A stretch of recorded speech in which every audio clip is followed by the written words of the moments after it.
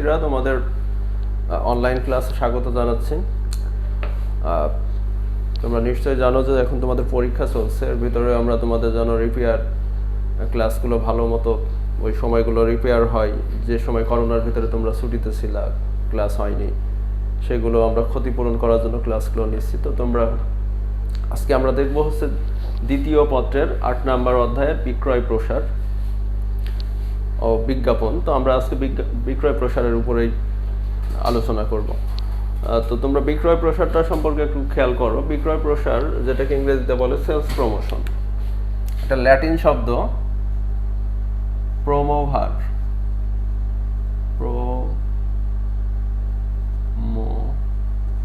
প্রোমোভার থেকে ইংলিশ শব্দ প্রমোশন।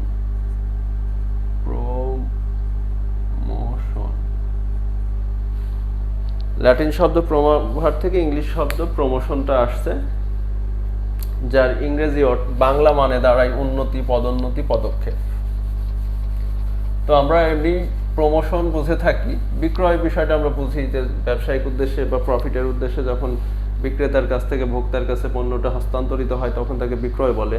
আর প্রসার বা প্রমোশন যেটা হচ্ছে, প্রমোশন বলতে আমরা এরকম বুঝি যে আমরা চাকরির ক্ষেত্রে অনেক সময় বুঝি যে প্রমোশন হয়েছে, তার পদোন্নতি হয়েছে, পদের উন্নতি হয়েছে, যেখানে চাকরি করতে তার চেয়ে আর একটু ভালো পদ পেয়েছে, তো এটাকে আমরা মেনলি প্রমোশন বলি। তো বিক্রয় প্রসার সংজ্ঞাটা এরকম হতে পারে যে পণ্য বা সেবার বিক্রয় বৃদ্ধির জন্য যে স্বল্পকালীন পদক্ষেপ নেওয়া হয় বা কার্যক্রম নেওয়া হয় বিশেষ, তাকে আমরা বলতে পারি বিক্রয় প্রসার।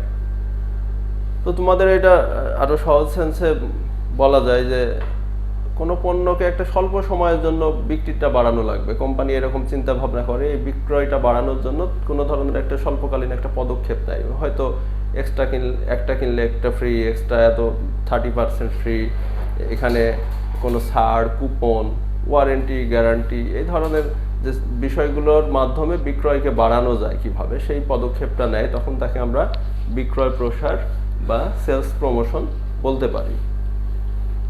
তো এরপরে আমরা বিক্রয় প্রসারের গুরুত্ব দেখব। বিক্রয় প্রসারের গুরুত্ব, তো বিক্রয় প্রসারের কিছু গুরুত্ব আছে, অর্থনৈতিক দিক দিয়ে কিছু গুরুত্ব আছে, সামাজিক কিছু গুরুত্ব আছে, এই বিষয়গুলো আমরা একটু আলোচনা করব। এক নাম্বার গুরুত্ব যদি আমরা বলি, এটা হচ্ছে মুনাফা বৃদ্ধি। তো কোম্পানি নতুন পণ্যের ক্ষেত্রে কি করে, সেই পণ্যটাকে চেনানোর জন্য, পণ্যটা সম্পর্কে ইনফরমেশন দেওয়ার জন্য ক্রেতাদেরকে, মানুষ মানে যারা তাদের ভোক্তা আছে তাদেরকে তারা জানায়, সেটা সম্পর্কে গুণাবলী সম্পর্কে বা পণ্যের বৈশিষ্ট্য সম্পর্কে বলে। এর মাধ্যমে ক্রেতারা সেই পণ্যটা সম্পর্কে জানতে পারে, ইভেন সেই নতুন পণ্যটা কিনতে তারা প্রভাবিত হয়, পণ্যটা কেনে, যার কারণে কোম্পানির মুনাফাটা বা প্রফিটটা বাড়ে। এই হচ্ছে একটা বিষয়। আর একটা ব্যাপার থাকে চাহিদা সৃষ্টি। আমার যদি কোনো নতুন পণ্য থাকে, তো সেই পণ্যটা সম্পর্কে যদি আমি না জানাই, তাহলে তো চাহিদা তৈরি হবে না। ক্রেতাদের ভিতরে একটা পণ্যটা সম্পর্কে, তার বৈশিষ্ট্যটা সম্পর্কে যদি আমি জানাতে পারি, তাহলে ক্রেতাদের চাহিদাটা তৈরি হবে। ধরে নাও বাজারে একটা ইলেকট্রনিক চার্জার আসলো, যেটা কোনো ওয়্যারলেস ইলেকট্রনিক চার্জার, যেখানে মোবাইল থাকুক, চার্জারের উপরে রাখলে এটা ওয়্যারলেস, প্লাগের সাথে কানেক্টেড ইন করা নাও লাগতে পারে, এটা না করলে অটোমেটিক চার্জ হবে। তো এই ধরনের প্রোডাক্ট যে বাজারে আসছে, এটা যদি আমি না জানাই, তাহলে তো এখানে ক্রেতার চাহিদা তৈরি হবে না। তো এই ধরনের চাহিদা সৃষ্টির জন্য বিক্রয় প্রসার কাজ করে থাকে। আর একটা হচ্ছে বিক্রয় বৃদ্ধি। তো কোম্পানির একটা গুরুত্বপূর্ণ কাজ হচ্ছে বিক্রয় বৃদ্ধি করা পণ্য বা সেবার। তো বিক্রয় বৃদ্ধি করতে হলে আমাদের বিক্রয় প্রসারের দরকার। আমি যদি ডিসকাউন্ট, কুপন, কোনো অফার, কোনো ছাড়, ফ্রি, এগুলো আমি দেওয়ার চেষ্টা করি, তাহলে অটোমেটিক্যালি সেই পণ্য বা সেবার বিক্রিটা বাড়বে। আর একটা আছে চাহিদার স্থিতিশীলতা রক্ষা। তো বিক্রয় প্রসারের মাধ্যমে কোম্পানিগুলো চেষ্টা করলে যে চাহিদা থাকে, কম থাকে বা বেশি থাকে, অনেক সময় চাহিদা কমে যায় একটা পণ্যের, তখন দেখা যাচ্ছে চাহিদার স্থিতিশীলতা রক্ষা করার জন্য অনেক ধরনের পদক্ষেপ তারা নিতে পারে। এর মাধ্যমে দেখা যাচ্ছে কোম্পানির যে পণ্য বা সেবা আছে তার পণ্যের বিক্রির চাহিদাটা একটা স্থিতিশীল অবস্থায় থাকে, হঠাৎ করে কমেও যায় না আবার বেড়েও যায় না। আর একটা হচ্ছে বাজার সম্প্রসারণ। তো কোম্পানিগুলো চেষ্টা করে তার পণ্য বা সেবা সম্পর্কে ভোক্তাদেরকে জানানোর, তার পণ্যের বৈশিষ্ট্য বা গুণাবলী সম্পর্কে জানানো। শুধু এটা দেশের ক্রেতার ক্ষেত্রে না, দেশের বাইরেও তো সারা বিশ্বকেই এখন ক্রেতা হিসেবে বা সারা বিশ্বের জনগণকে ক্রেতা হিসেবে এখন কোম্পানিগুলো তুলনা করে। কারণ এখন গ্লোবালাইজেশনের যুগে শুধু দেশে ব্যবসা করলে হবে না, সারা বিশ্বের মানুষকে নিয়ে ব্যবসাটা করতে হবে। তো কোম্পানি যখন তার পণ্য সেবা সম্পর্কে তুলে ধরে, বিক্রয় প্রসার চালায়, তখন দেখা যাচ্ছে দেশের বাজারও সম্প্রসারিত হয়। এর পাশাপাশি দেশের যে বাইরের বাজারটা, যেটাকে আমরা বলি আন্তর্জাতিক বাজার, সেই বাজারও উত্তরোত্তর সম্প্রসারিত হয়। এর পরবর্তী যে বিষয়টা থাকে সেটা হচ্ছে আরেকটা বিষয় যেটা আছে গুরুত্ব বিক্রয় প্রসারে, সেটা হচ্ছে উৎপাদন ব্যয় হ্রাস। আমি যদি একটা নির্দিষ্ট পরিমাণ মানে ইউনিট পর্যন্ত উৎপাদন করি, তাহলে আমার উৎপাদন ব্যয়টা সর্বনিম্ন পর্যায়ে যায়, আর এটার জন্য আমাকে বিক্রির পরিমাণটা বাড়াতে হবে। আমি যখন বিক্রয় প্রসারের মাধ্যমে আমি আমার বিক্রিকে বাড়াবো, তখন আমার উৎপাদন ব্যয়টা সর্বনিম্ন পর্যায়ে যাবে, ইভেন সর্বনিম্ন হবে, ইভেন তার দ্বারা আমার প্রফিটটা বেশি পরিমাণে আসবে। আর একটা হচ্ছে পণ্যের উন্নয়ন। বিক্রয় প্রসারের মাধ্যমে মানসম্মত পণ্য, ভালো ডিজাইনের পণ্য, ভালো প্যাকেটজাত পণ্য বা মোড়কীকরণকে ডেভেলপ করা হয়, এটা কাস্টমারের কাছে অফার করা হয়। এর মাধ্যমে দেখা যাচ্ছে যে পণ্যের উন্নয়ন হয় বিক্রয় প্রসারের ক্ষেত্রে। এবার বিক্রয় প্রসারের আমরা সামাজিক কিছু গুরুত্বগুলো দেখি। যে বিক্রয় প্রসারের মাধ্যমে কোম্পানির যে প্রসার কার্যক্রম আছে সেটাকে চালানোর জন্য অনেক লোকবল বা জনবল নিয়োগ দেওয়া দরকার হয়। এতে দেখা যাচ্ছে অনেক মানুষের কর্মসংস্থান হয়। এর পাশাপাশি কোম্পানি যে বন্টন কার্যাবলী পরিচালনা করে বিক্রয় প্রসারের সাথে, মানুষকে শুধু জানালে হবে না পণ্য সম্পর্কে বা সেবা সম্পর্কে, সেটা তার দোরগোড়ায় পৌঁছাই দিতে হবে। সেই বন্টনের ক্ষেত্রে অনেক মানুষের কর্মসংস্থান হয়। তো বিক্রয় প্রসারের একটা গুরুত্বপূর্ণ একটা যে বৈশিষ্ট্য আছে বা একটা উপাদান আছে, সেটাকে আমরা বলতে পারি কর্মসংস্থান। আর একটা যে পণ্যের সংবাদ উপস্থাপন।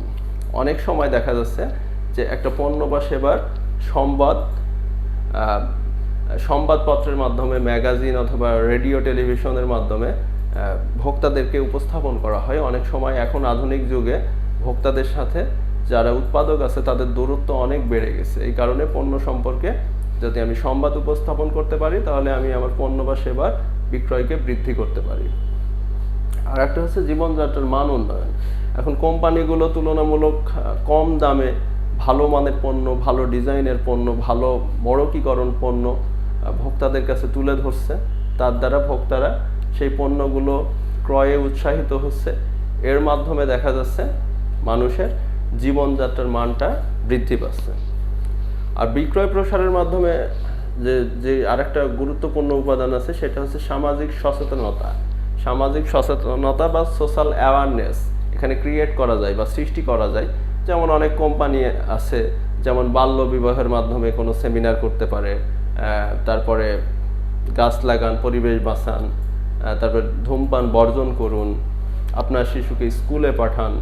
এই ধরনের ভালো ভালো স্লোগান বা এই ধরনের যে সামাজিক সচেতনতামূলক যে ধরনের স্লোগান আছে, সেগুলো তারা ব্যবহার করে থাকে বিক্রয় প্রসারের ক্ষেত্রে।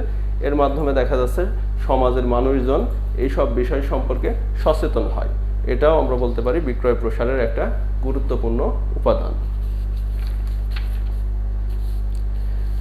তো শিক্ষার্থীবৃন্দ, বিক্রয় প্রসারের আমরা গুরুত্বটা দেখলাম। এবার বিক্রয় প্রসারের আমরা কৌশলগুলো দেখব। বিক্রয় প্রসারের কি কি কৌশল আছে বা কোম্পানিগুলো তার পণ্য বা সেবা বিক্রয় বৃদ্ধি করার জন্য কি ধরনের কৌশল হাতে নিয়ে থাকে, সেটাকে আমরা বলবো বিক্রয় প্রসার কৌশল।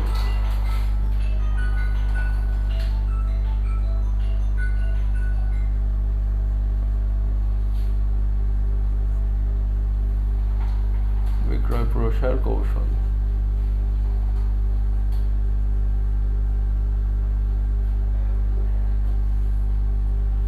বিক্রয় প্রসারের কিছু কৌশল আছে, সেই কৌশলগুলো আমরা দেখি। একটা হচ্ছে ভোক্তা বিক্রয় প্রসার। যেটাকে ভোক্তাকে নিয়ে গড়ে ওঠে। এখানে কয়েকটা ভাগ আছে ভোক্তা বিক্রয় প্রসারের।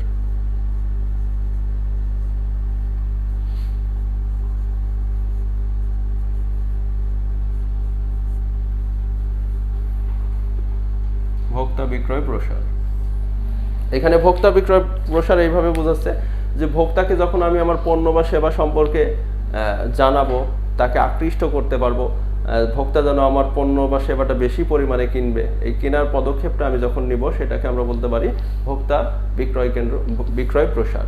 তো এখানে ভোক্তা বিক্রয় প্রসারের ক্ষেত্রে একটা বিষয় নির্ভর করে, যেমন নতুন পণ্যের উপস্থাপন বা নতুন পণ্যকে আমি কিভাবে ভোক্তার কাছে বিক্রয় প্রসার কৌশল হিসেবে তুলে ধরবো, নতুন পণ্যের ক্ষেত্রে কি কি কৌশলগুলো কোম্পানি অবলম্বন করে, সেই বিষয়গুলো আমরা একটু খেয়াল করব। একটা হচ্ছে সৌজন্যে পণ্য প্রদান। কোম্পানিগুলো এখানে নতুন পণ্যের ক্ষেত্রে কি করে, সৌজন্যে পণ্য প্রদান করে। দেখা যাচ্ছে যে পণ্যগুলো উৎপাদন করা হয় প্রথমের দিকে নতুন পণ্যের ক্ষেত্রে, সেই পণ্যগুলোকে দেখা যাচ্ছে যে কোম্পানি কোনো অর্থ ছাড়াই কিছু পরিমাণ ভোক্তাকে ব্যবহার করতে দেয়, যেমন যাকে আমরা বলি সৌজন্য প্রদান। কোনো অর্থ নেয় না, কিন্তু বিনিময়ে পণ্যটা ভোক্তাকে দেয়া হয়, ভোক্তা যেন সেটা ব্যবহার করতে পারে, ইভেন তার মতামত দিতে পারে, কোম্পানির ফিডব্যাকটা সহজে বুঝতে পারবে। এটা একটা বিষয় থাকে। আর একটা হচ্ছে নমুনা বিতরণ। অনেক সময় স্বল্প পরিমাণে কিছু নমুনা বা স্যাম্পল থাকে, যেগুলো নতুন পণ্যের ক্ষেত্রে ভোক্তাদের দেয়া হয়, যেটা বিনা টাকায় ভোক্তারা সেটা ব্যবহার করতে পারে এবং ব্যবহার করে ভোক্তারা তাদের ফিডব্যাকটা দেয়। পরবর্তী বিষয় হচ্ছে অর্থ ফেরত পদ্ধতি। অনেক সময় আমরা দেখি যে কোম্পানিগুলো নতুন পণ্যের ক্ষেত্রে কিছু কৌশল অবলম্বন করে, যেমন দেখা যাচ্ছে সেই পণ্যটা কেনা হচ্ছে, সেই পণ্যটা যদি তুমি খুলে দেখো, তার ভেতরে হয়তো একটা SMS নাম্বার থাকবে, সেই SMSটা তুমি যদি এখানে করো, একটা বারকোড থাকতে পারে, একটা পিন নাম্বার থাকতে পারে, সেটা যখন তুমি পাঠাবা, তুমি হয়তো 10 টাকা 20 টাকা এইভাবে অর্থ ফেরত পেতে পারো, আরও বেশি পরিমাণ পেতে পারো। যেমন আমরা 7-আপের ক্ষেত্রে দেখি যে আমরা মোবাইলে ইনস্ট্যান্ট ক্যাশব্যাকটা পাই। আর একটা হচ্ছে মেয়াদি গ্যারান্টি প্রদান। অনেক সময় নতুন পণ্যের ক্ষেত্রে ভোক্তারা সেই পণ্যের উপরে আশ্বস্ত হতে পারে না, বিশ্বাস অর্জন করতে পারে না। তো এই সময় যদি কোম্পানিগুলো একটা গ্যারান্টি প্রদান করতে পারে, এটা দ্বারা ভোক্তারা সেই পণ্যটার উপরে আশ্বস্ত হয়, বিশ্বাস স্থাপন করে, তার মাধ্যমে দেখা যাচ্ছে সেই পণ্যটা বিক্রিটা অনেকাংশে বেড়ে যায়। আর একটা হচ্ছে ভোক্তা বিক্রয় প্রসারের ক্ষেত্রে আরেকটা যে দ্বিতীয় পয়েন্ট আছে, সেটা হচ্ছে প্রতিযোগিতা মোকাবেলা করা। তো একটা কোম্পানি আর একটা কোম্পানির সাথে প্রতিযোগিতা যখন করে ভোক্তাদের নিয়ে, তখন তারা কি ধরনের কৌশল ব্যবহার করে সেগুলো আমরা একটু খেয়াল করি। একটা হচ্ছে মূল্য হ্রাস কুপন। যে ধরনের MRP বা ম্যাক্সিমাম রিটেল প্রাইস আছে, তার চেয়ে দেখা যাচ্ছে কোম্পানিগুলো এখানে মূল্যকে একটু হ্রাস করছে বা ডিসকাউন্ট দিচ্ছে বা একটা কুপন দিচ্ছে। এরকম তোমরা স্টুডেন্ট আরও ভালো বুঝবা যখন তোমরা ইন্টারমিডিয়েট পরীক্ষা শেষ করো, কারেন্ট অ্যাফেয়ার্স বা কারেন্ট ওয়ার্ল্ড পড়ো, তখন দেখবা যে অনেকগুলো কোচিং সেন্টার কারেন্ট অ্যাফেয়ার্সের পিছনে একটা ফর্ম দেয়। এই ফর্মটা যদি পূরণ করে তুমি কোচিং সেন্টারে যাও, ওই কোচিং সেন্টারে যোগাযোগ করো, তুমি হয়তো 1000 টাকা 1500 টাকা 2000 টাকা ছাড় পাবা। এটাকে বলছে হচ্ছে মূল্য হ্রাস কুপন। তো এটা অনেক সময় কোম্পানিগুলো পেপার ম্যাগাজিনের মাধ্যমে দিয়ে থাকে। এটা ভোক্তারা সংগ্রহ করে যখন সেটা কুপনটা ব্যবহার করে, তখন তারা একটা ডিসকাউন্ট বা মূল্য থেকে একটা ছাড় পায়। এটাকে আমরা বলতে পারি মূল্য হ্রাস কুপন। আর একটা হচ্ছে বিক্রয়োত্তর সেবা। তো কোম্পানি প্রতিযোগিতা মোকাবেলা করতে পারে তার কম্পিটিটরের সাথে বা প্রতিযোগীর সাথে এইভাবে বিক্রয়োত্তর সেবা দিয়ে, যে কে কত বেশি দিন বিক্রয়োত্তর সেবা দিচ্ছে। আমরা ফ্রিজ টিভির ক্ষেত্রে দেখতাম কেউ 5 বছর 7 বছর, কেউ 10 বছর, কেউ 12 বছর পর্যন্ত বিক্রয়োত্তর সেবা দিচ্ছে। এবং যে কোম্পানিটা যত বেশি বিক্রয়োত্তর সেবা দিবে, সে তার প্রতিযোগী থেকে বিক্রির ক্ষেত্রে তত বেশি এগিয়ে থাকতে পারবে। এর পরবর্তী যে পয়েন্ট আছে সেটা হচ্ছে প্রদর্শনী এবং মেলা। অনেক কোম্পানিগুলো তার পণ্যের বিক্রয় বাড়ানোর জন্য, প্রতিযোগীর সাথে বেশি কম্পেয়ার করার জন্য দেখা যাচ্ছে মেলা, অনেক সময় এক্সিবিশন বা প্রদর্শনী এই ধরনের আয়োজন করে থাকে। তো এর মাধ্যমে দেখা যাচ্ছে যে ক্রেতারা সেখানে যায়, সেই পণ্য সম্পর্কে জানে, সেখান থেকে হয়তো খেলাধুলার ব্যবস্থা থাকে, তাদের জন্য গিফটের ব্যবস্থা থাকে। এইভাবে ভোক্তারা সেই পণ্যর প্রতি আকৃষ্ট হয়, পণ্যের বিক্রি বৃদ্ধি পায়, ইভেন কোম্পানি তার প্রতিযোগী থেকে এইভাবে এগিয়ে থাকতে পারে। ভোক্তাদের মনে অনুকূল মনোভাব সৃষ্টি। তো ভোক্তাদের মনে অনুকূল মনোভাব সৃষ্টি করেও ভোক্তাদের ক্ষেত্রে আমি বিক্রয় প্রসারকে ঘটাতে পারি। একটা হচ্ছে উপহার প্রদান। অনেক সময় দেখা যাচ্ছে ভোক্তাদেরকে কোম্পানিগুলো উপহার প্রদান করে থাকে, অনেক সময় বিশেষ দিনক্ষণ, এই সময় দেখা যাচ্ছে কলম, চাবির রিং, প্যাড, ক্যালেন্ডার, এই ধরনের উপহারগুলো ভোক্তাদের ক্ষেত্রে প্রদান করে থাকে। রোজার সময় দেখা যাচ্ছে যে সেহরি ইফতারির সময়সূচি থাকে, এই ধরনের বিষয়গুলো থাকে অনেক সময়। এর মাধ্যমেও বিক্রিকে বাড়ানো যায় বা কোম্পানি সম্পর্কে একটা অনুকূল মনোভাব ভোক্তাদের গড়ে ওঠে। আর একটা হচ্ছে শুভেচ্ছা জ্ঞাপন। যেমন অনেক কোম্পানি আছে বিশেষ কোনো দিনক্ষণ, যেমন আমাদের ঈদের সময়, হিন্দুদের পূজার সময়, পহেলা বৈশাখ, পহেলা ফাল্গুন, এই সময় তারা ভোক্তাদেরকে শুভেচ্ছা জানায়, শুভেচ্ছা জ্ঞাপন করে। এটা টিভির মাধ্যমে হতে পারে, ইলেকট্রনিক্স মিডিয়ায় হতে পারে, প্রিন্ট মিডিয়ায় হতে পারে। অনেক যে ধরনের মাধ্যমগুলো আছে আমাদের আজকাল আমরা ব্যবহার করি, সেই ধরনের মাধ্যমগুলো ব্যবহার করে তারা শুভেচ্ছা ভোক্তাদেরকে জানায়। এর মাধ্যমে অনুকূল পরিবেশ সেই কোম্পানি সম্পর্কে ভোক্তাদের মনে একটা অনুকূল ধারণা তৈরি হয়, এবং সেখানে পণ্য বা সেবার বিক্রিটাও বৃদ্ধি পায়। আর একটা হচ্ছে সামাজিক কাজে অংশগ্রহণ করা। অনেক সময় অনেক কোম্পানি আছে, সেই কোম্পানি সম্পর্কে ভোক্তাদের মনে যে অনুকূল পরিবেশটা থাকে সেটা তৈরি করার জন্য অনেক সামাজিক কাজে তারা অংশগ্রহণ করে। যেমন রক্তদান কর্মসূচি থাকে, তারপরে বন্যার সময় বন্যার্থদের খাদ্য বিতরণ করা, শীতের সময় শীতবস্ত্র বিতরণ করা, যে গরিব মেধাবী শিক্ষার্থী আছে তাদের জন্য দেখা যাচ্ছে যে স্কলারশিপ বা বৃত্তির ব্যবস্থা করা। এই ধরনের কার্যক্রমে, সামাজিক কার্যক্রমে দেখা যাচ্ছে কোম্পানিগুলো অংশগ্রহণ করে। এর মাধ্যমেও তারা ভোক্তাদের মনে একটা অনুকূল পরিবেশ তৈরি করতে পারে, যার মাধ্যমে পণ্য বা সেবার বিক্রিটা বাড়ে। তো শিক্ষার্থীবৃন্দ, এবার ব্যবসায়িক বিক্রয় প্রসারের দিকে আমরা যাব। ভোক্তাদের দিক থেকে আমরা আলোচনা করলাম, এবার হচ্ছে ব্যবসায়ীরা তাদের পণ্য বিক্রি করার জন্য কি ধরনের পদক্ষেপ নিয়ে থাকে ব্যবসার ক্ষেত্রে, সেটা আমরা দেখব। ব্যবসায়িক বিক্রয় প্রসার।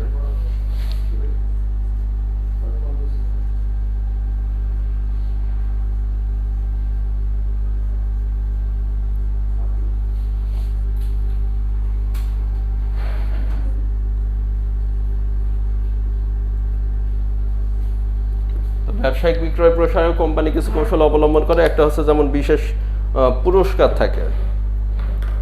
কোনো ব্যবসায়ী যদি তার একটা টার্গেট ফিল আপ করতে পারে, সেই পণ্যটা ভালো পরিমাণে বিক্রি করতে পারে, বছরের একটা শেষের দিকে এরকম থাকে, তখন দেখা যাচ্ছে তাকে সেই কোম্পানির পক্ষ থেকে বিশেষ একটা পুরস্কার দেওয়া হয়।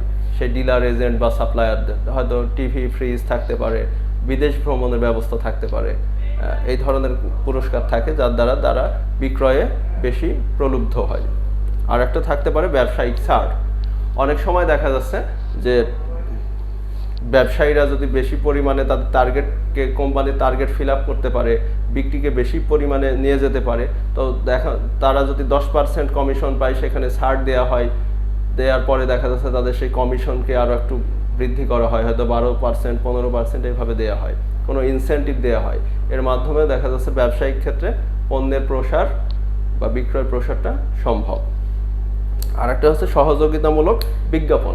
একটা কোম্পানি তার ডিলার, এজেন্ট, সাপ্লায়ার এইগুলোকে বিক্রি বাড়ানোর জন্য অনেক সময় সহযোগিতামূলক বিজ্ঞাপন দিতে পারে, যেমন স্থানীয় পত্রিকা, তারপরে ডিশ চ্যানেল, ইন্টারনেট চ্যানেল, তারপরে হয়তো ইউটিউব, ফেসবুক এগুলো ব্যবহার করে সে তার ডিলার, এজেন্ট বা সাপ্লায়ারকে সহযোগিতা করে, যার মাধ্যমে সেই ডিলার, এজেন্টের বিক্রিটা পরিমাণটা বাড়ে। এটাও আমরা দেখছি বিক্রয় প্রসারের কিছু ব্যবসায়িক কৌশলগত হাতিয়ার। এবার অধিক পণ্য ক্রয় বিক্রয়। তো এই ধরনের কিছু বিষয় থাকে, যেমন প্রতিযোগিতার আয়োজন। কোন এক ডিলারের সাথে কোম্পানিগুলো বা এজেন্টের সাথে আর একটা ডিলার বা এজেন্টের একটা কম্পিটিশন বা প্রতিযোগিতার আয়োজন করে, যে বাংলাদেশের সর্বোচ্চ পরিমাণ হয়তো তাদের পণ্যটা কে বিক্রি করতে পারছে, এই ধরনের প্রতিযোগিতার আয়োজন করা হয়। ইভেন সেইখান থেকে তাদের জন্য উল্লেখযোগ্য পরিমাণ দেখা যাচ্ছে একটা ছাড়, ডিসকাউন্ট বা কোনো পুরস্কারের ব্যবস্থা করা হয়, যার জন্য বা যার দরুন কোম্পানিগুলো সেই এই ডিলার বা এজেন্ট বা যারা পরিবেশক আছে বা সাপ্লায়ার আছে বা ডিস্ট্রিবিউটর আছে, তারা সেই পণ্য, কোম্পানির পণ্য বা সেবা বিক্রির জন্য একটা ব্যবস্থা করে থাকে। তো প্রিয় শিক্ষার্থীবৃন্দ, আজকে আমরা ক্লাস এই পর্যন্তই এখানেই শেষ করছি। তোমরা সবাই ভালো থাকো। আল্লাহ হাফেজ।